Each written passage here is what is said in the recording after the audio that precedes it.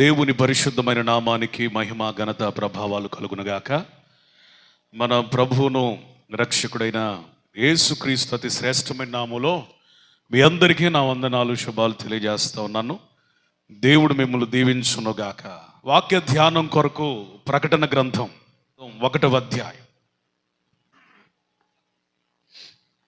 7వ వచనం చదవగా విందాం. ఇదిగో ఆయన మేఘారుడై వచ్చుచున్నాడు, ప్రతి నేత్రము ఆయనను చూచును, ఆయనను పొడిచిన వారును చూచెదరు, భూజనులందరూ ఆయనను చూచి రొమ్ము కొట్టుకొందరు. ఆమేన్. అవును, ఆమేన్. ఇదిగో ఆయన మేఘారూఢుడై వచ్చుచున్నాడు, ప్రతి నేత్రం ఆయనను చూస్తుంది, ఆయనను పొడిచిన వారును చూచెదరు, భూజనులందరూ ఆయనను చూచి రొమ్ము కొట్టుకొందరు. అవును, ఆమేన్. మనం కూడా ఆమేన్ చెబుదాం బిగ్గరగా. ఆమేన్. గత 2-3 వారాల నుంచి ఈ ప్రకటన గ్రంథంలో ఈ మాట మీద మనం ధ్యానం చేస్తున్నాం. ఇదిగో ఆయన మేఘారూఢుడై వచ్చుచున్నాడు. మేఘాలు అంటే మనం అనుకున్నట్లుగా మేఘాలు కాదు, మనం చూస్తున్న మేఘాలు కాదు. ఇవి పరలోక సంబంధమైన మహిమ మేఘాలు, గ్లోరియస్ క్లౌడ్స్.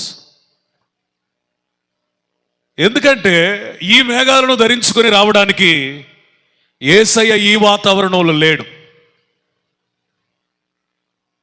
ఆయన ఎక్కడున్నాడయ్యా అంటే బైబిల్ చాలా స్పష్టంగా తెలియజేస్తా ఉంది.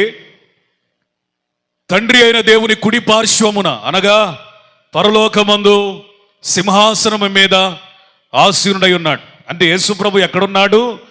పరలోకంలో ఉన్నాడు. ఇప్పుడు ఆయన వచ్చేటప్పుడు ఎక్కడి నుంచి రావాలి అంటే పరలోకము నుండి రావాలి. పరలోకం నుండి వచ్చేటప్పుడు ఈ మేఘాలతో పనేంటి ఆయనకి?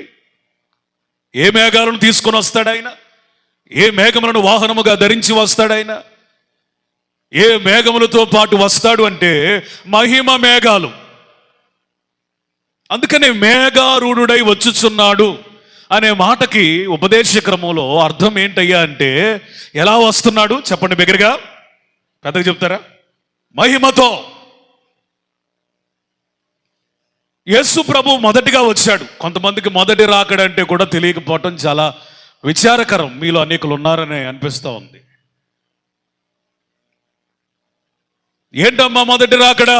ఏంటయ్యా మొదటి రాకడయ్యా అంటే చెప్పలేని పరిస్థితిలో ఎవరు ఉండకూడదు. మొదటి రాకడంటే 2025 సంవత్సరాల క్రితం యేసు ప్రభు ఈ భూమి మీదకి ధరావతారిగా వచ్చాడు. 33.5 సంవత్సరాలు బ్రతికాడు. మన కొరకే సిలువ వేయబడ్డాడు, చనిపోయాడు, 3వ దినమున లేచాడు. ఎలా వెళ్ళాడు అలాగే వస్తాడు. ఇదంతా మొదటి రాకడ. ఒకవేళ సువార్త ఏంటి? సువార్త అనగా ఏంటి అంటే మీరేం చెప్పాలి? యేసు ప్రభు యొక్క జనన, జీవిత, మరణ, పునరుద్ధాన ఇంతటితో ఆగిపోకూడదు. తిరిగి ఆయన వస్తాడు, రాకడ. ఈ అన్నిటినీ కలిపి వీరి సంకలనమే యేసయ్యను గూర్చిన సువార్త. నా విషయంలోనికి వస్తున్న యేసు ప్రభు ఎలా వస్తాడు? మహిమతో వస్తాడు. ఎక్కడికి వస్తాడు? భూమి మీదకి రాడు, మధ్యాకాశానికి వస్తాడు. తండ్రి మహిమతో వస్తాడని సువార్తల్లో వ్రాయబడింది. ఆయన మహిమతో, మహామహిమతో వస్తాడని సువార్తలలో వ్రాయబడింది. దేవదూతలను తీసుకొని వస్తాడు మహిమతో అని సువార్తల్లో వ్రాయబడింది. ఆర్భాటముతోనూ ప్రధాన దూత శబ్దముతోనూ దేవుని బోరతోనూ ఆయన వస్తాడని అపోస్తలుడైన పౌలు తన పత్రికలో వ్రాశాడు. ఇప్పుడు ఆయన మహిమతో వస్తున్నాడు. సరే, చాలా మంచిది, చాలా దేవునికి స్తోత్రం. దగ్గరగా స్తోత్రం చెప్పండి. ఎంతటితో అయిపోలేదు. ఇప్పుడు మనం కూడా ఎట్లా వెళ్ళాలి? ఎక్కడికి వస్తాడని చెప్పాను. ఇప్పుడు మనం కూడా ఎక్కడికి వెళ్ళాలి? ఆయన భూమి మీదకి రాడు, గుర్తుపెట్టుకోండి. మధ్యాకాశంలోనికి వస్తాడు. భూమి మీదకి వచ్చేటప్పుడు ఒకవేళ రావాలనుకుంటే మనల్ని తీసుకొని వస్తాడు. చప్పట్లు కొట్టండి గట్టిగా. హల్లెలూయా, హల్లెలూయా. మళ్ళీ ఆయన రాబోతుంది. ఎందుకయ్యా అంటే మొట్టమొదటిగా సంఘమైన అనగా మహిమతో కూడిన సంఘమైన, మహిమ కలిగిన సంఘమైన మనలను తనతో ఉంచుకొనడానికి. స్తోత్రం. హల్లెలూయా. అక్కడికి వెళ్ళిన తర్వాత మనకి 7 ఏండ్ల విందు జరుగుతుంది. ఏం జరుగుతుంది? పరలోకంలో 7 ఏండ్ల విందు జరిగేటప్పుడు భూమి మీద ఏం జరుగుతుంది? 7 ఏండ్ల శ్రమ కాలం కింద, పైన 7 ఏండ్ల విందు కాలం. మనం అందరం సంతోషించాల్సిన విషయం, నిజముగా దేవుని మహిమతో నింపబడి ఆయన రాకడ కొరకు సిద్ధపడేవాడు ఈ 7 ఏండ్ల కాల శ్రమలలో ఉండడు. కొట్టాలి. వాటితో మనకు సంబంధం లేదు. హల్లెలూయా చెప్పాలి. హల్లెలూయా. రాకడను గురించిన అనేక సిద్ధాంతాలు ఉన్నాయి. కొంతమంది ఏమని బోధిస్తున్నారంటే 3.5 శ్రమల కాలం వరకు కూడా సంఘం భూమి మీద ఉంటుందని. మరి కొంతమంది ఏమని బోధిస్తున్నారంటే 7 ఏండ్లు శ్రమలు లోకానికే కాదు, ఆ శ్రమలలో కూడా మనం నిలిచి ఉండాలని, కొంతమంది సంఘము నిలిచి ఉండాలని కొంతమంది చెప్తా ఉన్నారు. లేదు, ఈ శ్రమలన్నీ అయిపోయిన తర్వాతే యేసు ప్రభు వస్తాడు, మధ్యాకాశానికి అప్పుడే పోవాలి అని కొంతమంది చెప్తున్నారు. రాకడను గురించి ఎన్నో సిద్ధాంతాలు కనపడతా ఉన్నాయి. అయితే నా నమ్మిక, నా విశ్వాసం ఏంటయ్యా అంటే, ఎన్నో శ్రమలను తాళుకొని ఆయన రాకడ కొరకు సిద్ధపడి మహిమగా చేర్చబడిన తర్వాత కూడా మళ్ళా 7 ఏండ్ల శ్రమలకు ఆయన అప్పగిస్తాడని నేను అనుకోవడం లేదు. నమ్మిన ఆమేన్ చెప్పండి. ఆమేన్. ఈ శ్రమలతో మనకి పని లేదు. ఎందుకంటే మనం మహిమను సంపూర్తి చేశాం కదా. మీ మనసులో ఈ మాట పెట్టుకోండి, నిరీక్షణ పెట్టుకోండి. దానికి ఒక రుజువు కూడా మీకు చూపిస్తా. ఏంటయ్యా అంటే, శ్రమ పడుతున్న సంఘంతో అపోస్తులుడైన పౌలు ఇస్తున్న ఒక ఆదరణకరమైన మాట ఏంటంటే, ఆయన త్వరగా వస్తున్నాడని ఒకరితో ఒకరు మీరేం చెప్పుకోవాలంట? ఆదరించుకోవాలి. ఆయన త్వరగా వస్తే మనకేం వచ్చింది ఆదరణ అంటే, ఇక శ్రమలు లేవు. స్తోత్రం చెప్పండి. హల్లెలూయా. ఇక శ్రమలు పడాల్సిన అవసరం లేదు ఆయన వస్తే. అందుకని ఈ మాటతో మనం ఏం చేసుకోవాలంట? ఒకళ్ళనొకళ్ళు ఆదరించుకోవాలి. అసలు నా సబ్జెక్ట్కి వస్తున్నాను. ఆయన మహిమతో వస్తాడు కాబట్టి మనం కూడా ఎట్లా వెళ్ళాలా? స్తోత్రం. పోయిన వారం ఒక మాట చెప్పాను, మహిమ కలిగిన సంఘంగా మనం ఎలా మారుతాం. నంబర్ 1 శ్రమలు. స్తోత్రం. రెండో మాట చెప్తా. 2 కొరింథీ 3వ అధ్యాయం 18వ వచనం. ప్రభువే ఆత్మ, ప్రభు యొక్క ఆత్మ ఎక్కడుండునో అక్కడ స్వాతంత్ర్యం ఉండును. ఆమేన్. మనమందరమును ముసుగులేని ముఖముతో ప్రభు యొక్క మహిమను అద్దము వలె ప్రతిఫలింపజేయచ్చు. మహిమ నుండి అధిక మహిమను పొందుచు ప్రభువగు ఆత్మ చేత ఆ పోలికగానే మార్చబడుచున్నాము. దేవునికి బిగ్గరగా స్తోత్రం చెప్పాలి, పెద్దగా చెప్పాలి, సంతోషంగా వారు చప్పట్లు కొడుతూ చెప్పాలి. హల్లెలూయా. హల్లెలూయా. ఒక సంఘం మహిమ కలిగిన సంఘంగా ఎలా మారుతుందండి? పరిశుద్ధాత్మ వలనే. అందుకని ఇక్కడ వ్రాయబడిన మాట, ప్రభు ఆత్మ ఎక్కడ ఉండునో అక్కడ స్వాతంత్ర్యం ఉంటుందట. పరిశుద్ధాత్ముడు మనల్ని మహిమ కలిగిన సంఘంగా ఎలా చేస్తాడు అంటే, అక్కడ వ్రాయబడిన మాట, ఎవరైతే మహిమ కలిగిన సంఘంగా మార్చబడతారో వాళ్ళ విషయాలలో జరిగేదేంటో చూడండి. ముసుగులేని ముఖము ధరిస్తాం. హల్లెలూయా. దేవుని మహిమను ప్రతిఫలించే, మహిమ నుండి అధిక మహిమకు పొందుచు ప్రభువగు ఆత్మ చేత ఇది ఎంత జరిగించబడతా ఉందట. స్తోత్రం చెప్పండి. దేవుని ఆత్మ సంఘములో ఉన్న విశ్వాసుల జీవితాలలో ఏం చేస్తాడంటే ముసుగు తొలగిస్తాడు. ముసుగు తొలగించడం అంటే అర్థం ఏంటి? ఒక మాట చెప్పాలంటే, ఎక్కడికో అవసరం లేదు, పెళ్ళిళ్ళలోకి వెళ్ళండి. పెళ్లి కూతురు వచ్చేటప్పుడు ఎలా వస్తుంది? అమ్మా ముసుగుతో. పెళ్లి కూతురు ముఖం ఎవరికి సరిగ్గా తెలియదు, తల్లిదండ్రులకి, అత్తమామలకి, చేసుకునే అతనికి తప్ప. ఇప్పుడైనా చేసుకునే వాళ్ళకి తెలుస్తుంది, కానీ ఒకప్పుడు అది కూడా లేదు. ఒకసారి రెబ్కమ్మ గారి దగ్గరికి వెళదాం. ఇస్సాకు రెబ్కాల దగ్గరికి వెళితే ఇస్సాకు కనిపించగానే ఏమేసుకుంది? ముసుగు. ఎప్పుడైతే గుడారములోనికి తీసుకుని రాబడిందో ముసుగంతా తొలగించబడింది. హల్లెలూయా. ఇప్పుడు కొన్ని ముసుగులు ఉన్నాయి సంఘానికి. అంటే ఈ సంఘము ఎవరనేది తెలియట్లా ప్రపంచానికి. బైబిల్ పట్టుకున్న వాళ్ళందరూ కూడా సంఘమే అనుకుంటే తప్పు. తెల్లబట్టలు వేసుకున్న వాళ్ళందరూ సంఘమే అనుకుంటే తప్పు. పాటలు పాడేవాళ్ళు, ఆరాధన చేసే వాళ్ళందరూ సంఘమే అనుకుంటే తప్పు. కానుకలు వేసేవాళ్ళు, మందిరానికి పోయేవాళ్ళు, మేము కూడా క్రిస్టియన్సేనండి అని చెప్పుకునే వాళ్ళందరూ సంఘము అని అనుకుంటే తప్పు. అసలు సంఘము ఎవరు అనేది ప్రజెంట్ ముసుగు వేయబడింది. స్తోత్రం చెప్పండి. Praise the Lord. నిజమైన సంఘము ఎవరో ఆ సంఘానికి ఏమేయబడింది? ముసుగు వేయబడింది. ఒరే, ఈ డినామినేషన్ అనుకుంటున్నారు, ఆ డినామినేషన్ అనుకుంటున్నారు, ఆ సంఘం అనుకుంటున్నారు, ఈ సంఘం అనుకుంటున్నారు, ఆ బోధే కరెక్ట్ అనుకుంటున్నారు, ఈ బోధే కరెక్ట్ అనుకుంటున్నారు, మనం చేసే భక్తి కరెక్ట్ అంటున్నారు, వాళ్ళు చేసేది రాంగ్ అంటున్నారు. ఇంతకీ సంఘం ఎవరు? ప్రజెంట్ ముసుగు వేయబడింది. ఆ అంత్య దినములలో దేవుడు యేసు ప్రభు మళ్ళీ మధ్యాకాశానికి వచ్చినప్పుడు అసలు సంఘం మీద ఉన్న ముసుగు తీసేస్తాడు. స్తోత్రం. Praise the Lord. అసలు ఆయన రాకడ కొరకు మహిమ కలిగిన సంఘముగా సిద్ధపడిన ఆ గుంపు ఉంది చూశారు, ఆ సార్వత్రిక సంఘం ముందు చూశారు. అప్పుడు అది బయలుపరచబడతా ఉంది. స్తోత్రం. హల్లెలూయా. ఒకవేళ ఆ ముసుగు తీయబడిన తర్వాత సంఘం ఎలా ఉంటుందంటే అక్కడ వ్రాయబడింది, ఇప్పుడు వరకు మహిమే ఉందట, అప్పుడు అధిక మహిమలోకి వెళ్ళిపోతాం. స్తోత్రం.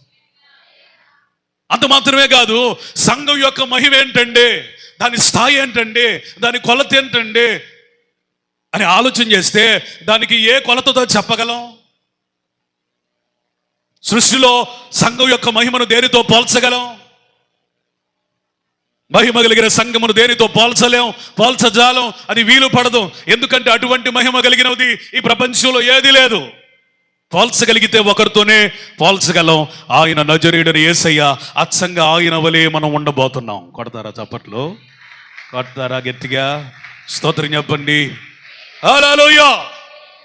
అచ్చం ప్రభు ఎలా ఉండబోతున్నాడు, ఆయనకే మహిమ ఉందో, రెప్పపాటున మనము కూడా అదే మహిమను ధరించుకొని వెళ్ళిపోతా ఉన్నాం. ఈ నిరీక్షణ ఎంతమందికి ఉంది? చేతులు ఎత్తమంటున్నాను. ఈ నిరీక్షణ ఎంతమందికి ఉంది? ఒకవేళ ఉండకపోయినా ఉండాలి, లేకపోతే భక్తి వ్యర్థం కదా. ఈ పగటి వేళ మనం నేర్చుకోవాల్సిన పాఠం ఏంటంటే, మహిమ కలిగిన సంఘంగా మార్చేది పరిశుద్ధాత్ముడే. ఏ వ్యక్తి అయితే పరిశుద్ధాత్మను కలిగి ఉంటాడో ఆ వ్యక్తి మహిమ పొందుతాడు. మహిమలో నుంచి అధిక మహిమలోనికి వెళతాడు. అది ఎంత అధిక మహిమ అంటే ప్రభువు వంటి రూపంలోనికి వెళతాడు. యేసు ప్రభు పునరుద్ధానుడైన తర్వాత 40 దినములు భూమి మీద సంచరించాడు. 500 మంది కంటే అధికమైన సహోదరులకు కనబడ్డాడు. యేసు ప్రభు కనబడి అనేకమైన ఆజ్ఞలు జారీ చేశాడు. అందులో ఒక శ్రేష్టమైన ఆజ్ఞ, ఈ పూటకు మనకు అవసరమైన ఆజ్ఞ ఏంటయ్యా అంటే, ఒకసారి అపోస్తలుల కార్యముల గ్రంథంలోనికి వెళ్దాం. 1వ అధ్యాయం 8వ వచనం. త్వరగా. అయినను పరిశుద్ధాత్మ మీ మీదకి వచ్చినప్పుడు మీరు శక్తి నొందెదరు గనుక మీరు యెరూషలేములోను యోదయ సమరయ దేశముల యందంతటను భూదిగంతముల వరకును నాకు సాక్షులై ఉందురని 4వ వచనం వారితో ఆయన వారిని కలుసుకొని ఇలాగూ ఆజ్ఞాపించెను, మీరు యెరూషలేము నుండి వెళ్ళక నా వలన వినిన తండ్రి యొక్క వాగ్దానం కొరకు కనిపెట్టుడి. దేవునికి స్తోత్రం. పునరుద్ధానుడైన యేసయ్య సంఘానికి తాను ఏర్పాటు చేసుకున్న శిష్యులకి తెలియజేసిన మాట ఏంటంటే, మీరు పరిశుద్ధాత్మను పొందుకుంటే, పరిశుద్ధాత్మ మీ మీదకి వచ్చినప్పుడు మీరేం పొందుకుంటారు? 8వ వచనం ప్రకారం శక్తి. నా వలన వినిన తండ్రి వాగ్దానం. తండ్రి వాగ్దానం, పరిశుద్ధాత్మని నిర్వచనం చూడండి. యేసు ప్రభు స్వయంగా ఇస్తున్న నిర్వచనం. తండ్రి వాగ్దానం, ద ప్రామిస్ ఆఫ్ గాడ్. బైబిల్లో ఎన్నో వాగ్దానాలు ఉన్నాయి. అందులో భూ సంబంధమైన వాగ్దానాలు కొన్ని అయితే, పర సంబంధమైన వాగ్దానాలు మరికొన్ని. పర సంబంధమైన వాగ్దానాలలో కూడా ప్రథమ శ్రేణి వాగ్దానం ఏదైనా ఉంది అంటే తండ్రి వలన వినిన వాగ్దానం, దాని పేరు పరిశుద్ధాత్మను వాగ్దానం. స్తోత్రం. Praise the Lord. ఈ పరిశుద్ధాత్మ అనే వాగ్దానం కొంతమందికి ఇవ్వలేదట, అందరికీ ఇచ్చాడు. అందుకనే యోవేలు గ్రంథంలో వ్రాయబడిన మాట ఏంటంటే, అంత్య దినములలో సర్వజనుల మీద, సర్వ శరీరుల మీద నా ఆత్మను కుమ్మరిస్తాను. పనివారి మీద, పనికత్తెల మీద, దాసుల మీద, దాసురాండ్ర మీద, బాలుల మీద, యవ్వనుల మీద, వృద్ధుల మీద, కన్యకల మీద, వాళ్ళు వీళ్ళు అని కాదు, శరీరము ధరించిన ప్రతి ఒక్కరి మీద, అనగా సర్వ శరీరుల మీద నా ఆత్మను కుమ్మరిస్తాను. అందుకనే అపోస్తుల కార్యం 1వ అధ్యాయం 4వ వచనంలో ఆయన చెప్తున్న మాట, మీరు ఆ ఆత్మను పొందుకునేంత వరకు యెరూషలేము విడిచిపెట్టి వెళ్ళొద్దు. ఆమేన్. అంత్య దినములలో సంఘంగా మేము ఎందుకు సమకూడుతున్నాం పాస్టర్ గారు అని నన్ను కనుక మీరు ప్రశ్నిస్తే, బైబిల్ లేఖనాల ఆధారంగా తెలియజెప్పే విషయం ఏంటంటే, నువ్వు ఎందుకు సంఘానికి వస్తున్నావు? నీ అప్పులు పోవటానికి కాదు, నీ రోగాలు పోవటానికి కాదు, నీ శ్రమలు పోవటానికి కాదు. ఇవన్నీ తర్వాత, ఇవి చాలా చిన్న విషయాలు. ఎందుకు నువ్వు సంఘంలోనికి వచ్చావు? ఎందుకని సంఘంలో ఉండాలి? ఎందుకని సంఘంలో కనిపెట్టాలి? ఎందుకని సంఘంలో గడపాలి? ఎందుకని సమాజముగా కూడాలి అంటే, నువ్వు ఆత్మను పొందుకునే దానికి. చెప్పాలి పురుషులు, ఎందుకు నువ్వు సంఘానికి రావాలి? ఆత్మను పొందుకునేదానికి. ఆయన కొంతమందికి ఇచ్చి కొంతమందికి ఇవ్వని దేవుడు కాదే. అపోస్తలుడైన పౌలు ఒక ప్రాంతమునికి వెళ్ళినప్పుడు, 19 అపోస్తల కార్యం 19వ అధ్యాయం చదవద్దు, 1-2 వచనాలు. అపోస్తల కార్యం 19వ అధ్యాయం 1-2 వచనాలు చూస్తే, ఎఫెసునకు వచ్చిన కొంతమంది శిష్యులను చూచి అపోస్తలుడైన పౌలు ఏమని అడిగాడంటే, మీరు విశ్వసించినప్పుడు పరిశుద్ధాత్మను పొందితీరా? కొంతమంది బ్రదరన్స్ మీన్స్ సహోదరులు, సంఘములో చేర్చబడిన వాళ్ళు, వీళ్ళకి బాప్తిస్వం తెలుసు, మారు మనసు తెలుసు, రక్షణ అనుభవం తెలుసు, సంఘ అనుభవం తెలుసు, వాక్యం కూడా బాగా ఎరిగిన వారే. వీళ్ళని ఏమని ప్రశ్నిస్తున్నాడంటే పౌలు గారు, నాయనలారా, సహోదరులారా, మీరు విశ్వసించినప్పుడు పరిశుద్ధాత్మను పొందితీరా? వాళ్ళు ఇచ్చిన జవాబు చాలా బాధాకరంగా, చాలా అసలు జీర్ణించుకోలేనట్టుగా ఉంది నాకైతే చదువుతున్నప్పుడు. వాళ్ళు ఏమన్నారు తెలుసా? అయ్యా, అసలు పరిశుద్ధాత్ముడు ఉన్నాడన్న సంగతే మాకు తెలియదే. అసలు పరిశుద్ధాత్ముడు ఉన్నాడన్న సంగతే మాకు తెలియదు కండి, ఇక పొందుకోవడం తర్వాత. నా ప్రియమైన సహోదరి సహోదరులారా, నాకు పరిశుద్ధాత్ముడు ఉన్నాడన్న సంగతి నాకు తెలియదు అన్న వాళ్ళు ఎవరైనా మీలో ఉంటే చేతులు ఎత్తండి. నాకు పరిశుద్ధాత్ముడు ఉన్నాడని తెలియదండి అన్న వాళ్ళు ఎవరైనా ఉంటే చేతులు ఎత్తుతారా? ఎవరు లేరా? ఎందుకు లేరు తెలుసా? మీకు ప్రతి ప్రసంగంలో పరిశుద్ధాత్మని గురించిన ప్రస్తావన వస్తుంది. పరిశుద్ధాత్ముడు చేసే కార్యాలు మీరు సంఘంలో చూస్తున్నారు. పరిశుద్ధాత్మ చేత నడిపించబడే అనుభవాలు మీకు తెలుసు, మీరు వింటున్నారు, ప్రతి ప్రసంగంలో వింటూనే ఉన్నారు. కానీ ఎఫెసులో ఉన్న సహోదరుల గట వాక్యం బాగా ఎరిగిన వారే, కానీ వాళ్ళకి పరిశుద్ధాత్మ గురించి ఎవరు బోధించలేదట. అందుకనే వాళ్ళు పొందుకోలేదు. నేటి సంఘాలు, అనేక సంఘాలలో పరిశుద్ధాత్మ ప్రస్తావన లేదు. ఆ సేవకుడు నిలబడి పరిశుద్ధాత్ముడు అనే మాట మాట్లాడడం, పరిశుద్ధాత్మ గురించి వాళ్ళ యూట్యూబ్లోకి వెళ్ళినా, వాళ్ళ సంఘాలలోకి వెళ్ళి చూసినా ఒక అంశం కూడా కనబడదు అంటే ఆశ్చర్యం కాదు. ఇప్పుడు మీరు అర్థం చేసుకోండి, ఒక సేవకుడు తన సంఘానికి పరిశుద్ధాత్మను గురించి బోధించకపోతే, నా సంఘం పరిశుద్ధాత్మ గురించి అర్థం చేసుకోకపోతే, సరిగ్గా వినకపోతే, ఆ సంఘం మహిమ కలిగిన సంఘంగా ఎట్లా మారుతుందండి? ఆలోచన చేయండి. ఈ ఎఫెసులో ఉన్న సహోదరులు అన్ని విషయాలు ఎరిగారు, కానీ పరిశుద్ధాత్ముడు ఉన్నాడన్న సంగతి వారికి తెలియదు కనుక వారు పొందుకునే ప్రయత్నం చేయలేదు, కాబట్టి పొందుకోలేదు. ఎవరిని చేతులు ఎత్తమని నేను అడగను, కానీ మీరు ఆత్మ పొందుకొనని వారి సంగతి నేను మాట్లాడుతున్నాను. ఆ సహోదరులకి పరిశుద్ధాత్మను గురించి బోధించే నాదుడు లేడు. మరి ఈ రోజున ప్రతిదినం పరిశుద్ధాత్మను గురించి ప్రస్తావన వస్తూ ఉంది. పరిశుద్ధాత్మను పొందుకోవాలన్న ఒక విషయాలు మీకు తెలియజెప్పబడతా ఉన్నాయే. పరిశుద్ధాత్ముడు లేకపోతే అసలు మనకు మహిమే లేదని అనేక సార్లు నీతో దేవుడు మాట్లాడుతూనే ఉన్నాడే. మరి నువ్వెందుకు పొందుకోవట్లేదు? వాళ్ళకి తెలియదండి, నీకు తెలుసు కదా.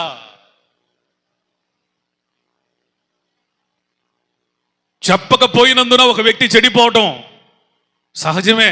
చెప్పినా కానీ ఒకడు చెడిపోతే అదెంత భ్రష్టత్వం.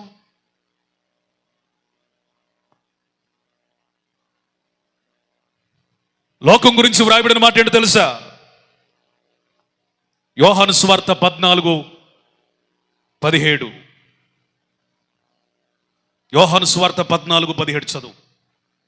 లోకము ఆయనను చూడదు. ఆయన అంటే ఇక్కడ పరిశుద్ధాత్ముడు. లోకము పరిశుద్ధాత్ముడిని చూడదు, ఆయనను ఎరగదు గనుక. ఆయనను ఎరుగదు, ఆయనను పొందనేరదు కనుక ఆయనను పొందనేరదు. మీరు ఆయనను ఎరుగుదురు. మీరు ఆయనను ఎరుగుదురు. ఆయన మీతో కూడా నివసించును, మీలో ఉండును. స్తోత్రం చెబుతారా? లోకము పరిశుద్ధాత్ముని చూడలేదు కాబట్టి ఎరుగదు, కాబట్టి అందుకే పొందుకోలేదు. కానీ సంఘం మనమైతే ఎవరమో తెలుసా? ఆయన్ని చూచాము. స్తోత్రం చెప్పండి. చూడటం అంటే ఏంటి? పరిశుద్ధాత్మని చూడటం అంటే ఏంటి? ఆయన కనబడతాడా? ఆయనకు ఒక రూపం ఉందా? పరిశుద్ధాత్ముడు ఆత్మ కదా, అదృశ్య దేవుడు కదా. ఆయన ఎలా కనపడతాడు? అందుకనే యేసయ్య చెప్పాడు, గాలి ఒక దగ్గర నుంచి వస్తుంది, ఆ గాలి ఎటు నుంచి వస్తుందో మనకు తెలియదు, కానీ ఆ గాలి ఉనికిని మనం గుర్తించగలుగుతాం. గాలి కనపడదు కానీ గుర్తించగలుగుతాం. అట్లాగే పరిశుద్ధాత్మని ఎవరు చూడలేరు. చూడటం అంటే అర్థం ఏంటో తెలుసా? ఆయన చేసే కార్యాలు, స్తోత్రం, ఆయన నడిపింపు, ఆయన ప్రభావం, ఆయన సంఘంలో పనిచేసే తీరు, ఇవన్నీ మనం చూస్తున్నప్పుడు ఎవరిని చూస్తున్నట్టు? ఆయన్నే చూస్తున్నట్టు. లోకానికి అవకాశం లేదు, మనకుంది. వాళ్ళకి పరిశుద్ధాత్మను చూసే అవకాశం లేదండి, మనకుంది కాబట్టి ఆయనను ఎరిగాం. మాకు ఒక అవగాహన వచ్చింది, అండర్స్టాండింగ్ వచ్చేసింది. ఇప్పుడు చూసావు, నువ్వు ఎరిగావు, నువ్వు ఎక్కడికి వెళ్ళాలి? మూడో స్టెప్, ఆయనను పొందాలి. చూసావు, ఎరిగావు, పరిశుద్ధాత్ముడు ఉన్నాడు. ఎందుకంటే ఆయన కార్యాలు జరుగుతున్నాయి. ఎందుకంటే దైవ సేవకుడు మాట్లాడుతుంటే అర్థమవుతుంది. సంఘంలో పరిశుద్ధాత్ముడు పని చేస్తున్నాడు. ఇది చూడడం. చూసి నువ్వు ఒక నిర్ధారణకు వచ్చావు, పరిశుద్ధాత్ముని గురించి నేను ఎన్నో అనుకున్నాను కానీ ఉన్నాడు, ఆయన ఉన్నాడు. ఎరిగావు, చూసావు, ఎరిగావు. ఇప్పుడు ఎందుకు ఆలస్యం? పొందుకోవాలి. అందుకని యేసయ్య ఒక ఉపమానం చెప్పాడు. నాయనా, మీరు చెడ్డవారయుండి మంచి ఈవులు ఇస్తున్నారేమి పిల్లలకి? రొట్టెని అడిగితే రాయినిస్తాడా? చేపను అడిగితే తేలునిస్తాడా? ఇవ్వడు కదా. గుడ్డును అడిగితే తేలినిస్తాడా? ఇవ్వడు కదా. రొట్టెను అడిగితే రొట్టె ఇస్తావే, గుడ్డును అడిగితే గుడ్డే ఇస్తావే, చేపను అడిగితే చేపే ఇస్తావే. మనం చెడ్డవారమైనా మన పిల్లలకి మంచి ఇవ్వాలని కోరుకుంటున్నాం. వాళ్ళకి మంచి బట్టలు ఇవ్వాలి, మంచి కాలేజీల్లో జాయిన్ చేయించాలి, వారికి మంచి ఉద్యోగాలు తెప్పించాలి, వారు మంచి సంబంధాలు వెతకాలి, వాళ్ళని మంచి స్థితిలో నిలబెట్టాలని చెడ్డవారైన తల్లిదండ్రులు కూడా వారికి మంచి ఇవ్వలేస్తున్నారే వాళ్ళ పిల్లలకి. మనం ఆరాధిస్తున్న తండ్రి మంచి తండ్రి. చప్పట్లు కొట్టాలి, స్తోత్రం చెప్పండి. హల్లెలూయా. Our heavenly Father is good forever, all the time. ఆయన మంచి దేవుడు. ఇది గుడ్డు గురించి కాదు, చేప గురించి కాదు, రొట్టె గురించి కాదు. అడుగుడి, ఆయన ఇస్తాడు. వెదకుడి, ఆయన దొరుకుతాడు. తట్టుడి, ఆయన తీస్తాడు. అడుగు వారికి నిశ్చయముగా పరిశుద్ధాత్మను వరమును అనుగ్రహిస్తాడు. స్తోత్రం. పరిశుద్ధాత్మ ఎలా పొందుకోవాలి? కొంతమందికి కన్ఫ్యూజన్. ఇక్కడ ఏమి లేదు, మర్మం లేదు, ఏమి లేదు. ఎలా పొందుకోవాలి? అడగాలి, వెదకాలి, తట్టాలి. అడగటం ఏమి నేర్పిస్తుంది? ఒక తండ్రిని చూడండి, పిల్లవాడు ఎట్లా అడుగుతాడు? ఆ పని సంపూర్తి అయ్యేదాకా, అడిగింది తన చేతులకు ఇచ్చేదాకా తన కుమార్తె కానీ కుమారుడు కానీ అడుగుతూనే ఉంటాడు. మనం కూడా మన తండ్రిని ఎట్లా అడగాలంటే పరిశుద్ధాత్మను వరముతో నింపబడేంత వరకు కూడా మనం అడుగుతూనే ఉండాలి. స్తోత్రం. డీజీఎస్ దినకర్ అనే దైవజనుడు పరిశుద్ధాత్మను పొందుకొనడం కోసం 8 సంవత్సరాలు ప్రార్థన చేశాడు. 8 years he prayed for the Holy Spirit. ఎందుకు అంత ఆలస్యమైందంటే ఎవరి జీవితం ఎట్లా ఉందో మనకు తెలియదు కదా. ఎవరు ఏమి సరి చేసుకోవాలో, ఏమి ఒప్పుకోవాలో, ఏ విషయాలలో గుణపరచబడాలో మనకు తెలియదు కదా. అందుకని 8 years ఆయన సరి చేశాడు. పార్కులోకి వెళ్తే అదే ప్రార్థన, పరిశుద్ధాత్ముడా నాకు కావాలయ్యా. ఆఫీసులో ఖాళీ దొరికినప్పుడు అదే ప్రార్థన, ప్రభువా ఆత్మను దయచేయి. ఇంటిలో ఉన్నప్పుడు నిద్ర వచ్చేదాకా అదే ప్రార్థన. చివరికి ఆయనకు పరిశుద్ధాత్మ అనే వరము కావాలని ఎంత తీవ్రత వచ్చిందంటే బాత్రూంలోకి వెళ్ళి బకెట్ పెట్టుకొని నీళ్లు ఆన్ చేసేసుకొని స్నానం చేయటం మర్చిపోయి మోకాళ్ళలోని బాత్రూంలో ప్రార్థన చేయటం ప్రారంభించాడు. ఆశ్చర్యకరమైన విషయం, పరిశుద్ధాత్ముడు ఎక్కడికి దిగి వచ్చాడో తెలుసా? ఆయన స్నానం చేయడానికని బాత్రూంలోకి వెళ్ళి ప్రార్థన చేస్తున్నాడే, ఆ బాత్రూంలోకి దిగి వచ్చినప్పుడు ఆయన అన్య భాషలతో నింపబడ్డాడు. చప్పట్లు కొడతారా? స్తోత్రం చెప్పండి. హల్లెలూయా. నువ్వు ప్రార్థన చేస్తే ఎక్కడైనా నింపగలుగుతాడు, ఏ పరిస్థితుల్లోనైనా నింపగలుగుతాడు. ఒకవేళ వాక్యం చెప్పేటప్పుడు కావచ్చు, ప్రార్థన చేసేటప్పుడు కావచ్చు, నీ ఇంటిలో ఉన్నప్పుడు కావచ్చు, ఎలాగైనా నింపుతాడు ఆయన. అడగాలి, మనం తట్టాలి. పరిశుద్ధాత్ముడు లేకపోతే దేవునికి మనకి మధ్య ద్వారములు మూయబడినట్టే. ఎప్పుడైతే మనం తడతామో ఆయన తీస్తాడు.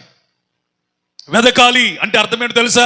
పరిశుద్ధాత్ముడు లేకపోతే నువ్వు ఏమీ లేనట్టే, కోల్పోయిన వ్యక్తివే. అందుకని వెతికి తిరిగి సంపాదించుకోవాలి.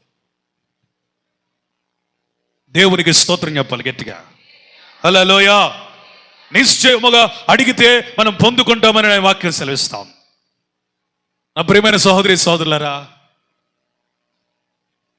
పరిశుద్ధాత్మ కొరకు మీరు ప్రార్థన చేయాలి. పొందుకున్న వాళ్ళు పోగొట్టుకోకుండా కాపాడుకోవాలి. పొందుకున్న వాళ్ళు మరింత లోతైన ఆత్మీయతలోనికి నడిపించబడాలని, లోతైన అభిషేకం పొందుకోవాలని ప్రార్థన చేయాలి. పాల్ యాంగ్షో గారు గంటలు గంటలు తన ప్రార్థనా గదిలో గడుపుతాడు. ఆయన్ని కొంతమంది అడిగారట, పాస్టర్ గారండి మీరు అన్ని గంటలు ఏం అడుగుతారు, ఆయన్ని ఏం కావాలని అడుగుతారు? అప్పుడు పాల్ యాంగ్షో గారు చెప్పారంట, నాకేదో కావాలని నేనేమి అడగడం చాలా తక్కువయ్యా. నాకు ఇచ్చిన దానిని పోగొట్టుకోకుండా ఉండాలని, దాన్ని కాపాడుకోవడానికి నేను ప్రార్థన చేస్తాను. ఏంటి, ఏం కాపాడుకుంటున్నారు? దేవుడు మీకేమి ఇచ్చాడంటే ఆయన చెప్తున్నాడట, నేను పొందుకొనిన పరిశుద్ధాత్మను వరము నన్ను విడిచిపెట్టకుండా దానిని కాపాడుకున్నట్లుగా ఎప్పుడు నేను ప్రార్థన చేస్తాను. నా ప్రార్థన అంతా పరిశుద్ధాత్ముని కాపాడుకోవడం కొరకే. స్తోత్రం చెప్పాలి. చేతులెత్తి స్తోత్రం చెప్పండి. అల్లాడిస్తూ స్తోత్రం చెప్పండి. పొందుకున్నాను, అయిపోయింది, ఆత్మ పొందిన గుంపులో చేర్చబడ్డాను. తప్పు. పొందుకొని పోగొట్టుకున్న వాళ్ళు మీలో అనేకులు ఉన్నారు. ఈ పగటి వేళ పరిశుద్ధాత్మునితో మాట్లాడుతున్నాడు. దయతో కనికరముతో ప్రేమించి నీకు తన ఆత్మనిస్తే ఏం చేసావు? ఎక్కడ పోగొట్టుకున్నావు? ఏ పరిస్థితిని బట్టి విడిచిపెట్టావు ఆయన్ని? పొందుకున్నానని చెప్పుకోవటం కాదు, పొందుకున్న ఆత్మ ఎక్కడా? Where is your Holy Spirit? నీ పరిశుద్ధాత్ముడు ఎక్కడా? నీతోనే ఉన్నాడా? మంచిది. నీ ప్రక్కనే ఉన్నాడా? సూపర్. నీలోనే ఉన్నాడా? అద్భుతం. నేను ఒక్కదాన్నే వచ్చానండి. ఓ 5 సంవత్సరాల క్రితం పొందుకున్న ఆత్మదేవుడు ఎక్కడున్నాడో నాకు తెలియట్లేదండి. 1 సంవత్సరం క్రితం పొందుకున్న ఆత్మదేవుడు ఎక్కడికి పోయాడో నాకు అర్థం కావట్లేదండి. కాపాడుకోవడంలో విఫలమయ్యావు. పొందుకున్నావు, సంబరపడ్డావు, సాక్ష్యం చెప్పావు, ఇక పొందుకున్న గుంపులో చేరావని భ్రమపడ్డావు. It's not correct. పొందుకున్న పరిశుద్ధాత్ముని నింపుదలని ప్రతిదినము అనుభవించాలి, ఆత్మ నడిపింపును ప్రతిదినం అనుసరించాలి, ఆత్మ దేవుణ్ణి ప్రతిదినము కాపాడుకోవాలి. ఒకవేళ నీ కనుక ఆ అభ్యాసం లేకపోతే, ఆ ప్రాక్టీస్ లేకపోతే నీ జీవితంలో నువ్వు పొందుకున్నావు ఒకటే, పొందుకోని వాళ్ళు కూడా ఒకటే, అందరూ సమానమే. అందుకని పరిశుద్ధాత్మను పొందుకోవడం గొప్పదే, కానీ కాపాడుకోవడం అవసరం. అదే కావాలి అసలు. మహిమ కలిగిన సంఘంగా నిన్ను నన్ను పరిశుద్ధాత్మను మార్చుటలో ఆయనకు కలిగిన పాత్ర, the role of Holy Spirit, మన జీవితాలలో, మన సంఘములో మనల్ని మహిమ కలిగిన సంఘంగా మార్చుటలో ఆయన పాత్ర ఎంతుందో. ఆయన మహిమతో రాబోతున్నాడు. మహిమతో మనం వెళ్ళాలి అంటే పరిశుద్ధాత్మను మనం కలిగి ఉండాలి. ఆ పరిశుద్ధాత్ముని పాత్ర మన జీవితంలో ఎంతో ఉంది. ఆయన పోషించే భూమిక మన జీవితాలలో, సంఘంలో ఎంతో ఉంది. పరిశుద్ధాత్ముడు మహిమ కలిగిన సంఘంగా మార్చే క్రమంలో ఏమేం చేస్తాడు మనల్ని? నెంబర్ 1, యోహాను సువార్త 16వ అధ్యాయం 8వ వచనం.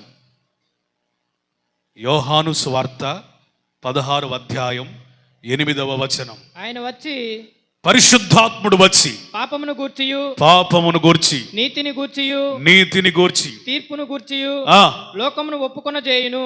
దేవునికి స్తోత్రం చెప్పండి. ఒకటి పాపమును గూర్చి, నీతిని గూర్చి, తీర్పును గూర్చి ఏం చేస్తాడట? ఒప్పింపజేస్తాడు. And when he's come he will reprove the world of sin and of righteousness and of judgement.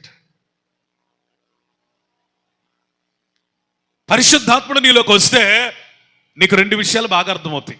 ఏది పాపం, 3 విషయాలు అర్థమవుతాయి. ఏది పాపం, ఏది నీతి. ఈ రెండిటిలో దేనిని మనం అనుసరిస్తే ఎలాంటి తీర్పు వస్తుంది? చాలా మంది వాళ్ళ జీవితాలలో ఏది మంచో, ఏది చెడో, ఏది అక్రమమో, ఏది సక్రమమో, ఏది పరిశుద్ధతో, ఏది పాపమో, ఏది కీడో, ఏది మేలో వాళ్ళకి అర్థం కావట్లే. ఎందుకు అంటే అనుమానం లేకుండా వాళ్ళు పరిశుద్ధాత్మను పొందుకోలేదు. పరిశుద్ధాత్మను పొందుకోవడం మాత్రమే కాదు, ఆ నడిపింపులోనికి వచ్చినోనికి ఉండే అనుభవం ఏంటి అంటే పాపమును గూర్చిన అవగాహన, అండర్స్టాండింగ్ అబౌట్ సిన్. ఏది పాపం, ఏది పాపం. ఊహ తెలియని వాడు ఉంటాడు. వాడు బురద రాసుకొని ఇంట్లోకి వస్తాడు. వాడికి అది బురదని, అది అపవిత్రతని, అశుభ్రతని, అలాగ ఇంటిలోనికి రాకూడదని, శరీరాన్ని ఆ విధంగా మురికి చేసుకోకూడదని, తప్పని ఆ చిన్నవానికి అర్థం కాలేదు. ఎందుకంటే ఊహ రాలేదు, జ్ఞానం రాలేదు, బుద్ధి రాలేదు. వాడికి ఒక 10 సంవత్సరాలు వచ్చినాయి అనుకోండి, వాడు బురదలో బుర్రలేడేవాడు ఏం చేస్తాడు తెలుసా? మ్యాక్సిమం బురదకు అంటుకోకుండా ఉండడానికి ప్రయత్నం చేస్తాడు. ఒకవేళ కాలు అడుసులో పడినా కాళ్ళు కడుక్కొని ఇంట్లోనికి వస్తాడు. ఊహ రానప్పుడు ఏం జరిగింది? అతనికి బురదను గురించిన అవగాహన రాలేదు. ఊహ వచ్చినప్పుడు ఏం జరిగింది? ఇది బురద, మన దేహానికి అంటకూడదన అర్థమైంది. పరిశుద్ధాత్మ లేనోడు కూడా పిల్లోళ్ళు అంటాడు. వానిలో ఇంకా లోకము విషయంలో మెళకువ లేని మనస్సు. కానీ ఆత్మ పొందిన వాడు ఎట్లుంటాడో తెలుసా? ఇది పాపం, దీనికి మనం దూరంగా ఉండాలి, ఇది మనం చేయకూడదు, ఇది మనకి తగదు, పరిశుద్ధులకి ఇది తగిన విషయం కాదు, దీనికి మనం దూరంగా ఉండాలని ఒక మెళకువ పరిశుద్ధాత్ముడిస్తాడు.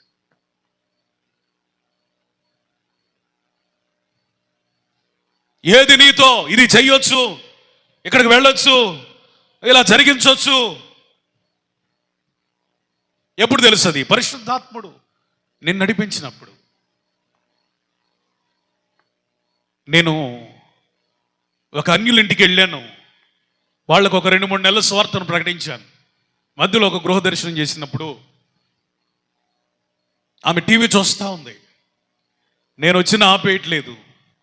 అమ్మ టీవీ చూడకూడదమ్మా, సీరియల్ చూడకూడదమ్మా, ఇవన్నీ మనకి అనుకూలమైన అంశాలు కాదు అంటే చాలా అమాయకంగా ఆమె ఏమందో తెలుసా? అన్నయ్య టీవీ చూడటం కూడా పాపమేనా, సీరియల్ చూడటం కూడా తప్పేనా? అంత అమాయకంగా తెలియదు ఆమెకి. ఆ మధ్య స్వార్థ ఉంది, ఆమెకు ఆత్మ నడిపింపు లేదు కాబట్టి టీవీ చూడటం తప్పని, సీరియల్ చూడటం తప్పని తెలియలా. ఈ అపవిత్రమైన కార్యక్రమాల్లో మనం పాల్గొంటే ఏ తీర్పు వచ్చింది? పరిశుద్ధాత్మ లేనోళ్ళు ఎట్లుంటారంటే, కొంతమంది తెలియనోళ్ళు ఉంటారు, కొంతమంది తెలిసినా చేయనోళ్ళు కూడా ఉంటారు. కారణం ఏంటంటే వాళ్ళకి అండర్స్టాండింగ్ రాలి. అండర్స్టాండింగ్ వేరు, తెలియటం వేరు. తెలియటం వేరు, అవగాహన వేరు. అవగాహన ఏంటంటే పరిశుద్ధాత్ముడు దాని విషయమై ఒప్పిస్తాడు. ఈరోజు నువ్వు ఎందుకు పాపం చేస్తున్నావు, ఎందుకని నీతిని జరిగించలేకపోతున్నావు అంటే నీకు తెలియక కాదు, కానీ పరిశుద్ధాత్మ చేత నడిపించబడక, పరిశుద్ధాత్మను పొందుకోక. చాలా మంది పాపం చేసి మళ్ళీ ఏమని ప్రార్థన చేస్తారు, ప్రభువా ఈ ఒక్కసారి నన్ను క్షమించయ్యా, ఈ ఒక్కసారి అవకాశం ఇవ్వయ్యా, ఇక పాపము చేయనయ్యా, ఇక తప్పు అయిపోయిందయ్యా, మళ్ళీ మళ్ళీ మళ్ళీ. అసలు శరీరానికి ఉన్న స్వభావమే పాపం చేయటం. అసలు శరీరంలో ఒక నియమం ఉంది, పాప నియమం. శరీరం పాపం చేయకుండా ఉండడం అసాధ్యం. అందుకని అపోస్తలుడైన పౌలు సైతం ఏమన్నాడు తెలుసా, నేను మంచి చేయాలనుకుంటున్నాను, ఆ మంచి చేయలేకపోతున్నాను. ఇది చెడు అని తెలిసిన ఆ చెడు చేయకుండా ఉండలేకపోతున్నాను. నాకేం అర్థమైందంటే, నాలో పాప నియమం ఉంది, చెయ్యాలని అనుకుంటున్నాను, ఆ మంచి చేయలేకపోతున్నాను, చేయకూడదు అనుకుంటున్నాను, అదే పాపం చేస్తున్నాను. కారణం ఏంటంటే నాలో పాప నియమం ఉందన్నట్టుగా నా శరీరంలో నేను గమనించగలిగాను అని ఆర్తనాదం చేస్తున్నాడు. అయ్యో, ఈ మరణకరమైన శరీరం నుండి ఎవడు నన్ను ఇడిపిస్తాడని గుండెలు బాదుకున్నాడు. అర్థం కాక నేనేమో పరిశుద్ధంగా జీవించాలని అనుకుంటున్నాను, నాకేం అర్థం కావటం లేదు, నాలో ఒక పాపనేమో ఉంది అని చెప్తూ 8వ వచనంలో ఆయన ఒక సత్యమును కనుగొన్నాడు. రోమపత్రిక 8వ అధ్యాయం 2వ వచనం. ఈ మాట మీరు వినగానే బిగ్గరగా చప్పట్లు కొట్టాలని నేను కోరుకుంటున్నాను. 8వ అధ్యాయం 2వ వచనం. క్రీస్తు యేసునందు జీవమునిచ్చు ఆత్మ యొక్క నియమం పాపము మరియు మరణముల నియమము నుండి విడిపించెను. కొట్టు చప్పట్లు. ఏమర్థమైంది? గట్టిగా 7వ అధ్యాయంలో తనలో పాప నియమం ఉందని గ్రహించాడు, అది జయించలేకపోయానని రొమ్ము కొట్టుకున్నాడు. 8వ అధ్యాయంలో ఒక ఎలా పరిష్కారం దొరికింది ఆయనకి. ఏంటో పరిష్కారం అంటే, పాప నియమాన్ని మాత్రమే కాదు, మరణం యొక్క నియమాన్ని కూడా మనలో జయించగలిగిన ఆత్మ నియమం మనలో పెట్టాడు. హల్లెలూయా, హల్లెలూయా. పాప నియమం నుండి ఆత్మ నియమంలోనికి ఎవరు దాటి వెళతారు? ఆత్మ పొందుకున్న వాళ్ళు. స్తోత్రం చెప్పండి. స్తోత్ర, హల్లెలూయా. అందుకనే ఆత్మ కలిగిన వాళ్ళు పాపం చేయలేరు. యోసేపు జీవితాన్ని మనం గమనించినట్లయితే, ఐగుప్తులో తల్లిదండ్రులు ఉన్నారా? లేరు. బంధుమిత్రులు, రక్త సంబంధికులు ఉన్నారా? లేరు. ఇలా బ్రతుకయ్యా, ఇలా బ్రతకొద్దని చెప్పే యాజకుడు ఉన్నాడా? లేరు. తనను గమనించి పాపం చేస్తే కంప్లైంట్ ఇచ్చే ఎవరైనా ఇరుగు పొరుగు వాళ్ళు ఉన్నారా? లేరు. అతడు పాపం చేస్తే అడిగేవాడు లేడు. పైగా పాపానికి రేపే ఒక స్త్రీ కూడా మనకు కనపడతా ఉంది. దినదినము పాపమునకు శోధిస్తున్నప్పుడు యోసేపు ఎంత ఆత్మ కలిగిన వాడో చూడండి. ఈ మాట నేను చెప్తున్న మాట కాదు, ఒక అన్యుడు చెప్పాడు. ఆ దేశపు ఫరో చెప్తున్న మాట ఏంటంటే, ఇతని వంటి ఆత్మ కలిగిన వాడు ఈ దేశంలోనే లేడు. స్తోత్రం. ఇతని దేవుని ఆత్మ కలిగిన వ్యక్తి.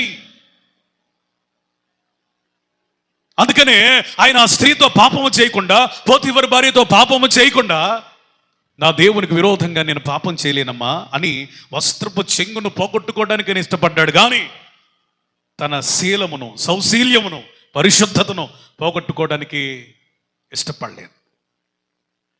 తనంతట తానైతే యోసేపు పాపంలో పడిపోయేవాడు, కానీ ఆ స్త్రీ యొద్ద నుండి అంత వేగంగా పరిగెత్తగలిగిన బలం యోసేపునకు ఇచ్చినది పరిశుద్ధాత్మను నియమం. స్తోత్రం. గట్టిగా హల్లెలూయా, హల్లెలూయా. పరిశుద్ధాత్ముడు ఈ పూట నీకు ఒక పరిష్కారం ఇస్తున్నాడు. దేవుడు నీకు ఒక మంచి ప్రార్థన నేర్పిస్తున్నాడు.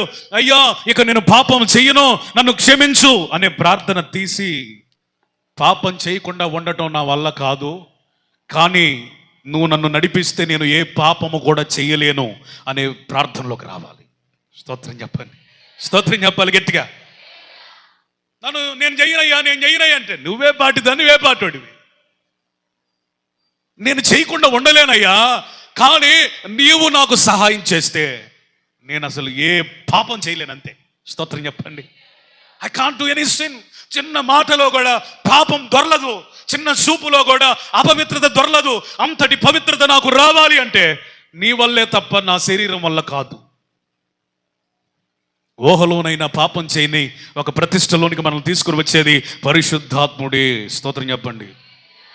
పరిశుద్ధాత్ముడు పాపమును గూర్చి, నీతిని గూర్చి, తీర్పుని గురించి లోకమును ఒప్పుకొన చేయను. రెండవది, పరిశుద్ధాత్ముడు మహిమ కలిగిన సంఘంగా మనల్ని మార్చే క్రమంలో ఆయన నిర్వహించే పాత్ర, పని ఏంటి? గలతీ 5:16. Galatians chapter 5:16.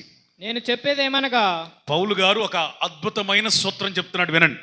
నేను చెప్పినది ఏమనగా, ఆత్మానుసారముగా నడుచుకోండి, ఆత్మానుసారముగా నడుచుకునుడి, అప్పుడు మీరు శరీరేచ్ఛను నెరవేర్చరు. స్తోత్రం చెప్పండి. పరిశుద్ధాత్ముడు ఏం చేస్తాడు అంటే తన పద్ధతిలో నడిపిస్తూ శరీరమును జయించే కృప. శరీరేచ్ఛలను నెరవేర్చకుండా ఉండలేకపోతున్నామండి, శరీర కార్యాలకు దూరంగా ఉండలేకపోతున్నామండి, శరీరీచ్ఛలు చంపుకోలేకపోతున్నామండి. అనుకున్న సంఘానికి, గలతీ సంఘానికి ఒక లేఖ రాస్తూ పౌలు గారు ఏమంటాడంటే, నేను చెప్తున్నా ఒక మాట వినండి అబ్బాయి, మీరు ఆత్మానుసారంగా నడుచుకుంటే శరీర కార్యాలు చేయలేరు. స్తోత్రం. మీరు శారీరకంగా నడుచుకుంటే ఆత్మను పక్కన పెడతారు. రెండు మార్గాలు, ఆత్మ కావాలా, శరీరం కావాలా? ఆత్మ ప్రకారం నడుస్తావా, శరీరానుసారంగా నడుస్తావా?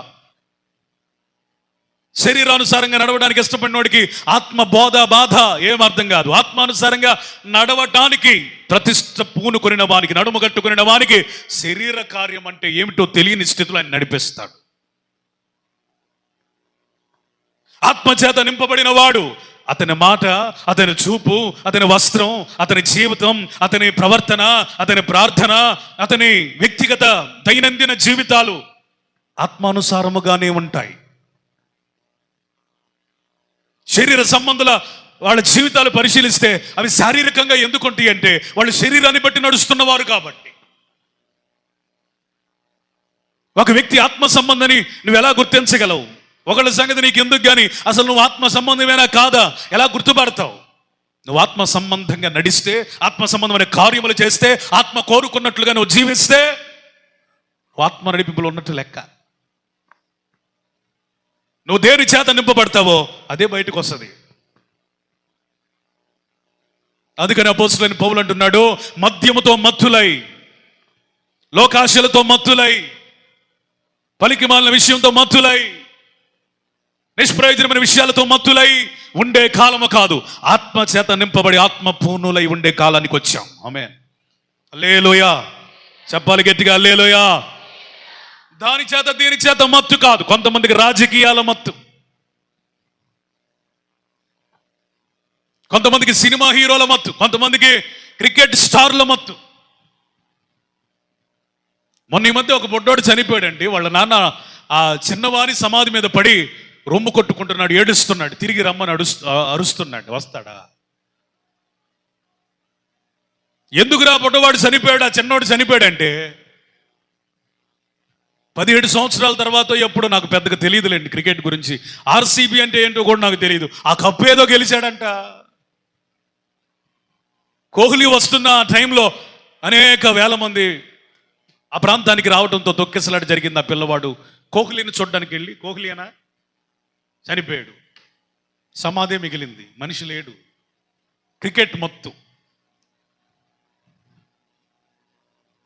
వీడి ఇంట్లో పాల ప్యాకెట్ తేడు, కానీ ఆడికి పాలు బాస్తాడు. ఫ్లెక్సీ పెట్టి ఏం బాస్తాడు? పాలు బాస్తాడు. అరే పాల ప్యాకెట్ తేరా, నేను తేనా. తల్లికి ముద్ద అన్నం పెట్టడు. 20 అడుగుల కటౌట్ పెట్టి దానికి లైటింగ్లు వేస్తాడు ఈ పనికి మాలోడు. మత్తు. కానీ పెంచి పోషించిన తల్లిదండ్రులను చూడటం తెలియదు. కానీ సినిమా హీరోలు, హీరోయిన్లు, క్రికెటర్లు ఈ మత్తు. ఆత్మ చేత నింపబడిన వానికి ఆత్మ సంబంధమైన ఆలోచన తప్ప వేరొక మత్తు ఉండదు. స్తోత్రం చెప్పాలా? అర్థమైందా? నీ లోపల ఏది నింపబడుతుందో అదే నడిపిస్తుందని నీకు తెలుసా? శరీర కార్యాలతో నింపబడితే శరీరమే బయటకు వస్తుంది. పాప ఇచ్చలతో నింపబడితే పాపమే బయటకు వస్తుంది. ఒకవేళ ఆత్మ చేత నింపబడితే ఆత్మ ద్వారానే నువ్వు మాట్లాడతావు, ఆత్మ ద్వారానే పని చేస్తావు, ఆత్మ ద్వారానే నడుస్తావు. నీ ప్రతి పనిలో the reflection of Holy Spirit will be seen. ప్రతిదీ పరిశుద్ధాత్మ దేవుడే చేస్తున్నట్టుగా కనపడుతుంది. స్తోత్రం. పరిశుద్ధాత్మను పొందుకుంటే మనం శరీర సానుగా నడవలేము. మూడోది చెప్తా. యోహాను 16:13. అయితే ఆయన అనగా సత్యస్వరూపి అయిన ఆత్మ వచ్చినప్పుడు మిమ్మును సర్వసత్యములోనికి నడిపించును. ఆయన తనంతట తానే ఏమీయూ బోధింపక వేటిని వినునో వాటిని బోధించి సంభవింపబోవు సంగతులను మీకు తెలియజేయును. మూడో మాట, పరిశుద్ధాత్ముడు మహిమ కలిగిన సంఘంగా మనలను మార్చుటలో ఆయన చేసేది ఏంటయ్యా అంటే సత్య స్వరూపియగు ఆత్మ. పరిశుద్ధాత్మనికి ఇవ్వబడిన పేరేంటి చెప్పండి? సత్య స్వరూపియగు ఆత్మ. పరిశుద్ధాత్మను పొందుకున్నవాడు అసత్యములో ఉండలేడు, సత్యములోకి ఉంటాడు, సర్వసత్యములోనికి వెళతాడు. అర్థమైందా? ఇంకా నువ్వు అసత్య సంబంధమైన విషయాలలో నువ్వు బ్రతుకుతున్నావంటే నువ్వు ఆత్మ లేనివానివే కదా. పరిశుద్ధాత్మ పొందుకున్న వాని జీవితంలో ఆయన చేసే పని ఏంటంటే ప్రతి దినము బోధిస్తాడు, బోధించి అసత్యము నుండి సత్యములోనికి నడిపిస్తాడు. హిందువులలో ఒక శ్లోకం ఉంది, తమసోమ జ్యోతిర్గమయ, అసతోమ సత్యమయ, సద్గమయ, మృత్యోమ్ర అమృతంగమయ. అంటే అర్థమైనది తెలుసా? చీకటిలో నుంచి వెలుగులోనికి నడిపించయ్యా, అబద్ధంలో నుంచి నిజంలోనికి, సత్యంలోనికి నడిపించయ్యా, చావులో నుండి జీవంలోనికి నడిపించయ్యా. పరిశుద్ధాత్ముడు నీ మీదకి వచ్చినప్పుడు అసత్యము పోయి, అది అర్థమైంది, ఇది అసత్యం అనేది నీకు అర్థమయ్యి సత్యమును ప్రేమించే మనసు, సత్యముతో బ్రతికే మనసు, సత్యానుసారంగా జీవించే జీవితం నీకు వచ్చింది. స్తోత్రం చెప్పండి. Praise the Lord. ఆయన బోధిస్తాడట. దేన్ని బోధిస్తాడు? సత్యం అనగా నీ వాక్య సారాంశమే సత్యం అన్నాడుగా కీర్తనాకారుడు. వాక్యమే సత్యం. నువ్వు ఎరుగని మర్మాలను నువ్వు గుర్తించాలి అంటే, లోతుకు వెళ్ళిపోవాలి అంటే, వాక్యం మకరందముల చేత బలపరచబడాలంటే అది మంచి బోధకుడైన పరిశుద్ధాత్మని వలనే అవుతుంది. స్తోత్రం చెప్పండి. సర్వసత్యంలోనికి మీరు వెళ్ళాలంటే పరిశుద్ధాత్ముడు కావాలి. 4వ పాయింట్ 2 తిమోతి 1:7. 4th పాయింట్, పరిశుద్ధాత్ముడు ఏం చేస్తాడు? మహిమ కలిగిన సంఘంగా నిన్ను నన్ను మార్చే ఆ ప్రాసెసింగ్లో, క్రమంలో ఏం చేస్తాడు? 2 తిమోతి 1:7. దేవుడు మనకు శక్తియు ప్రేమయు ఇంద్రియ నిగ్రహములు గల ఆత్మనే ఇచ్చిన గాని పిరికితనమును గల ఆత్మనియ్యలేదు. దేవునికి స్తోత్రం చెప్పండి. పరిశుద్ధాత్మలో 3 ఉన్నాయి. The power, the love. 3వది ఏంటో తెలుసా? ఇంద్రియ నిగ్రహము కలిగిన ఆత్మ అనే మాటకి వ్రాయబడిన మాట ఏంటంటే ఇక్కడ సౌండ్ మైండ్ అనుంది. కొన్ని ట్రాన్స్లేషన్స్లో ఏముందంటే డిసిప్లైన్డ్, క్రమశిక్షణ కలిగిన ఆత్మ. ఇంకొక ట్రాన్స్లేషన్లో ఉంది సెల్ఫ్ కంట్రోల్డ్, మనల్ని మనమే నియంత్రించుకోగలిగిన ఆత్మ. స్తోత్రం. హల్లెలూయా. పరిశుద్ధాత్మ పొందుకున్న వాళ్ళు ఎలా ఉంటారయ్యా అంటే శక్తి కలిగి, పరిశుద్ధాత్మను పొందుకున్న వాడికి 3 రకాలైన శక్తులు ఉంటాయి. 3 kind of powers. స్ట్రెంగ్త్ ఒకటి, మానసిక శక్తి. చాలామంది చిన్న చిన్న వాటికి కృంగిపోతారు, బాధపడతారు, ఏదో జరిగిపోయిందన్నట్టుగా ఐరణ పడతారు, అంటే వాళ్ళకి మానసిక శక్తి లేదని అర్థం. పరిశుద్ధాత్మ పొందుకున్న వాళ్ళు ఎట్లా ఉంటారంటే వాళ్ళు మానసికంగా చాలా బలంగా ఉంటారు. స్వతహాగా నువ్వు ఎంత ధైర్యవంతుడు అయినా అది కొంతవరకే, కానీ పరిశుద్ధాత్మను బలపరచకపోతే నీవు మానసికంగా బలము పొంది ఉండలేవు. శారీరక బలం కూడా పరిశుద్ధాత్ముడు ఇస్తాడు. కొంతమందికి వచ్చే రోగాలు, కొంతమందికి వచ్చే బలహీనతలు, కొంతమందికి వచ్చే నిస్సత్వ, శక్తిహీనత తిండి లేక కాదు, ఆత్మ లేక. ఏమి లేక? ఆత్మ లేనోడు కూడా బలహీనుడు అవుతాడు, రోగం పాలవుతాడు పద్దాక. నేను ఎవరిని ఉద్దేశించి చెప్పే మాట కాదు.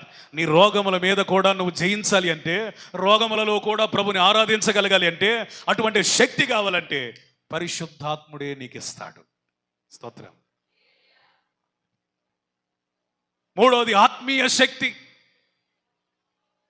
నువ్వే పరిస్థితులలో కూడా ఆత్మీయంగా బలహీనుడు కాకుండా, ప్రతిష్టలోని నుండి తొలగిపోకుండా భక్తిలో స్థిరపరిచేది పరిశుద్ధాత్ముడే.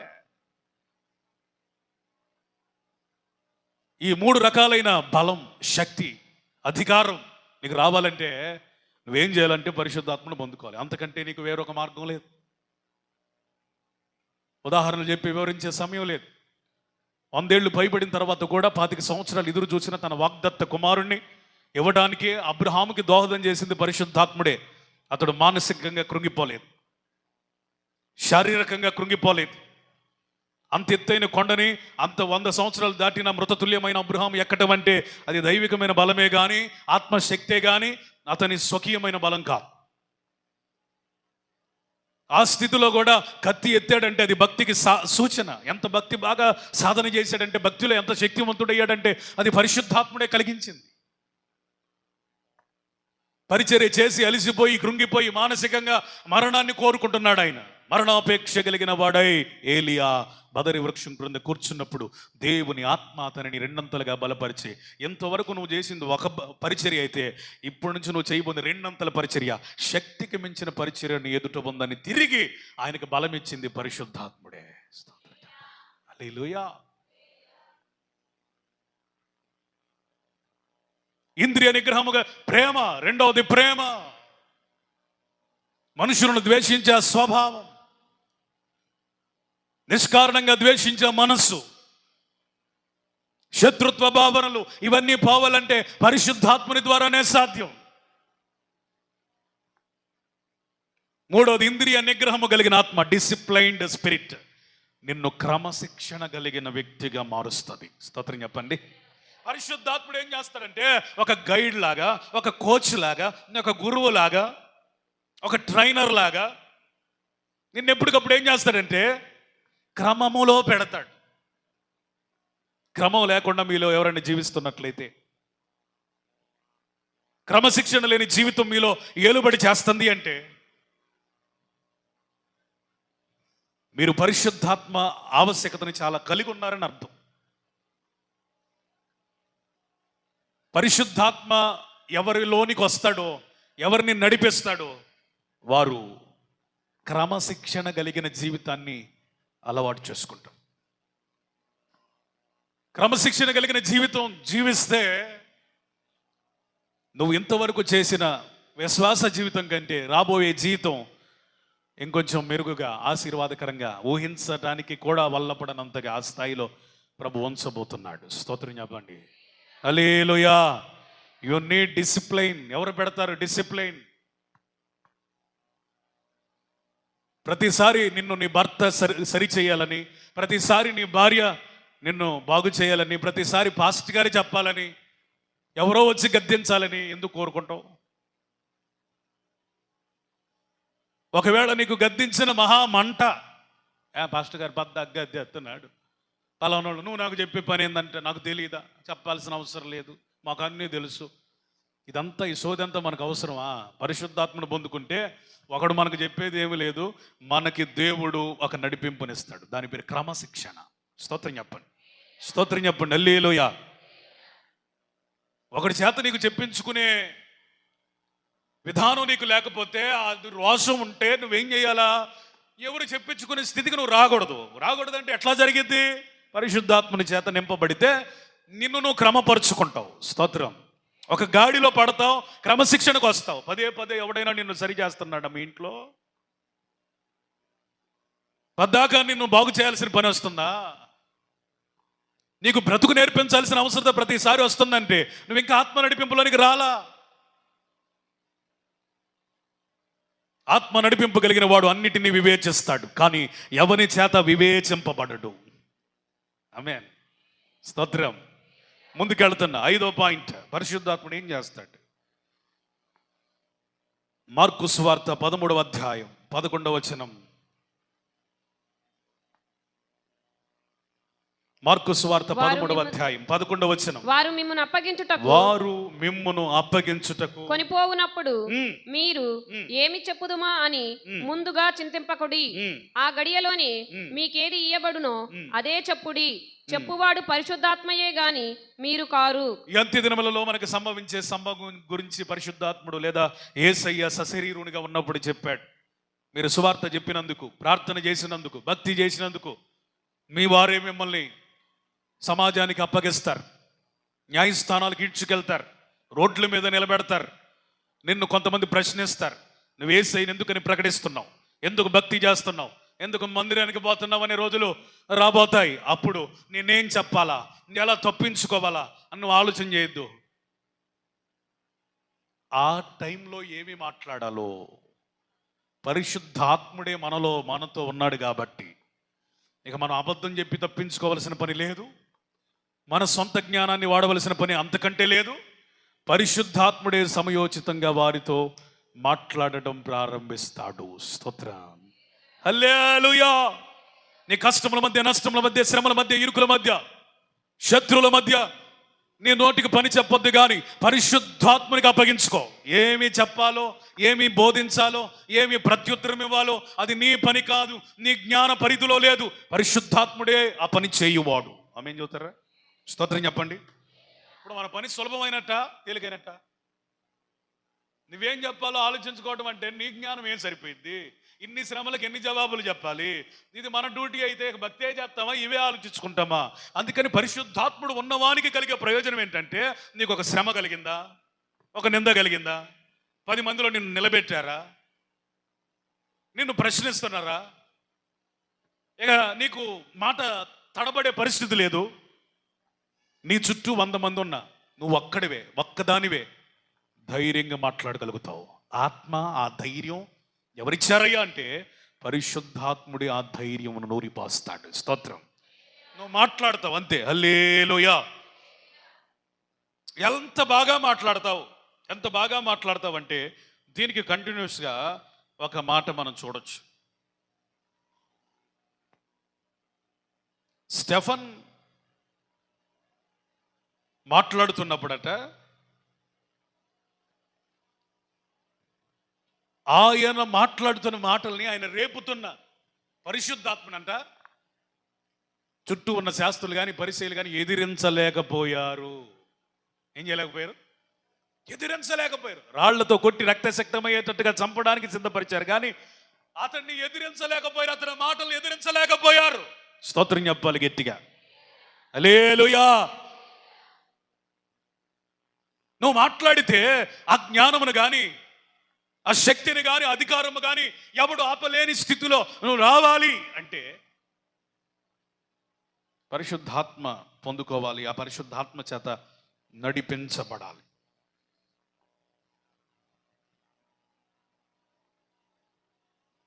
ఆరో పాయింట్, ఏం చేస్తాడు? ఈ మాటలన్నీ మీరు రాసుకోవాలి, ధ్యానం చేయాలి, రాకడ కొరకు సిద్ధపడి మహిమ కలిగిన సంఘంగా మార్చబడాలి. Romans chapter 8 verse 15. రోమా 8:15. ఏలయనగా మరలా భయపడుటకు మీరు దాస్యపు ఆత్మను పొందలేదు గాని దత్తపుత్రాత్మను పొందితిరి. ఆ ఆత్మ కలిగిన వారమై మనము అబ్బా తండ్రి అని మొర్ర పెట్టుచున్నాము. దేవుణ్ణి దేవుడా అని అనకుండాట దేవునికి మనకి ఎంత సమీపస్తునిగా పరిశుద్ధాత్మను మార్చారో చూడండి. అబ్బా తండ్రి, డాడీ అని పిలిచే కృప పరిశుద్ధాత్మలు పొందుకున్నాం. చప్పట్లు కొడతారా? స్తోత్రం చెప్పండి. హల్లెలూయా. అంత దూరం ఉండి అయ్యా అనే ఆ స్థితిలో నుంచి పరిశుద్ధాత్ముడు ఏం చేశాడు తెలుసా? దేవుణ్ణి తండ్రిగా పిలిచే, భావించే, ప్రార్థించే వరమిచ్చాడు. అందుకనే తన శిష్యులకి ప్రార్థన నేర్పించేటప్పుడు యేసయ్య నేర్పిన ప్రార్థనలో మొట్టమొదటి పదం తండ్రి, పరలోకమందున్న తండ్రి, మా తండ్రి, అవర్ హెవెన్లీ ఫాదర్. ఆయన అంత దూరం పరలోకంలో ఉన్నాడు అని అనుకుంటాం, కానీ తండ్రి అని పిలిస్తే సమీపించే గొప్ప దేవుని సాన్నిధ్యాన్ని కేవలం పరిశుద్ధాత్మ ద్వారానే మనం పొందుకున్నాం. 7 ఏం చేస్తాడు పరిశుద్ధాత్ముడు మనల్ని మహిమ కలిగిన సంఘంగా మార్చే క్రమంలో? రోమా 8:26. Romans chapter 8:26. అటువలే ఆత్మయు పరిశుద్ధాత్మ మన బలహీనతను చూచి సహాయము చేయుచున్నాడు. ఏలయనగా మనము యుక్తముగా ఎలాగ ప్రార్థన చేయవలెనో మనకు తెలియదు గాని ఉచ్చరింప శక్యము కాని మూలుగలతో ఆ ఆత్మ తానే మన పక్షముగా విజ్ఞాపన చేయుచున్నాడు. పరిశుద్ధాత్ముడు ప్రార్థనా జీవితాన్ని సులభతరం చేసినటువంటి గురువు. ఎలాగ యుక్తంగా ప్రార్థన చేయాలో మనకు తెలియదు. ఏ సందర్భంలో, ఏ విధంగా, ఏ అంశము కొరకు, ఏ మనిషి కొరకు ప్రార్థించాలో పరిశుద్ధాత్ముడు ఆయనే ప్రార్థన చేస్తాడు. నీ స్వాధీనంలో నీ ఉంటే నీకు ఇష్టమైన అంశాల కొరకు ప్రార్థిస్తావు. ఆత్మదేవుడే నిన్ను ప్రార్థన చేపిస్తే నీకు కష్టమైన విషయాలు కూడా ప్రార్థన చేస్తావు. స్తోత్రం. హల్లెలూయా. నీ స్వాధీనంలో నువ్వు ఉంటే నీకు అవసరమైన వాటి గురించి ప్రార్థన చేస్తావు. ఆత్మదేవుడే నీ ద్వారా ప్రార్థన చేయిస్తే నీ జీవితానికి మేలుకరమైనవి, నువ్వు కోరుకుంటున్నవి కాదు, మేలుకరమైనవి ప్రార్థన చేయిస్తాడు.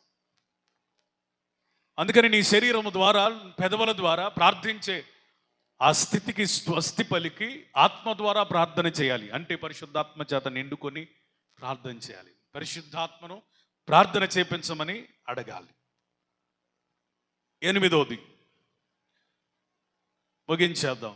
పరిశుద్ధాత్ముడు ఏం చేస్తాడు? 1 కొరింథీ 2:10.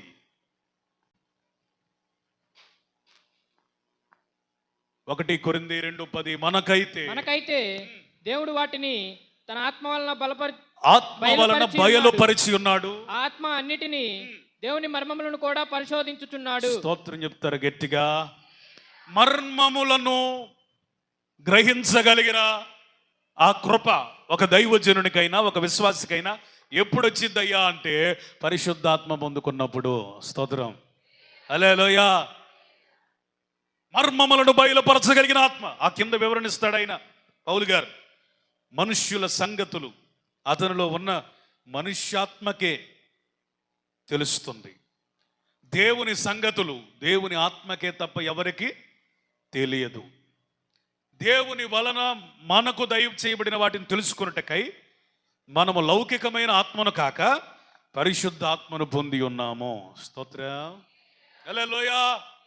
లౌకికమైన ఆత్మ అంటే లోక సంబంధమైన విషయాలు నేర్చుకునేది, వాటిని గ్రహించేది. లౌకికమైన ఆత్మ అంటే ఏంటి?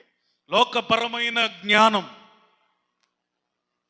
దెయ్యముల జ్ఞానం అని యాకోబు తన పత్రికలు చెప్తా ఉన్నాడు.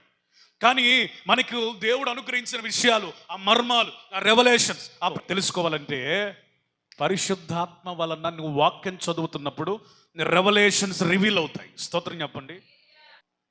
నీ లెవెల్ మారిపోయింది అంతే. ఇక నువ్వు వాక్యం అర్థం చేసుకునే స్థితి, చదివే స్థితి పవర్ఫుల్గా ఉంటుంది అంతే. స్తోత్రం చెప్తారు గట్టిగా. ఇంకేం చేస్తాడు ఆయన?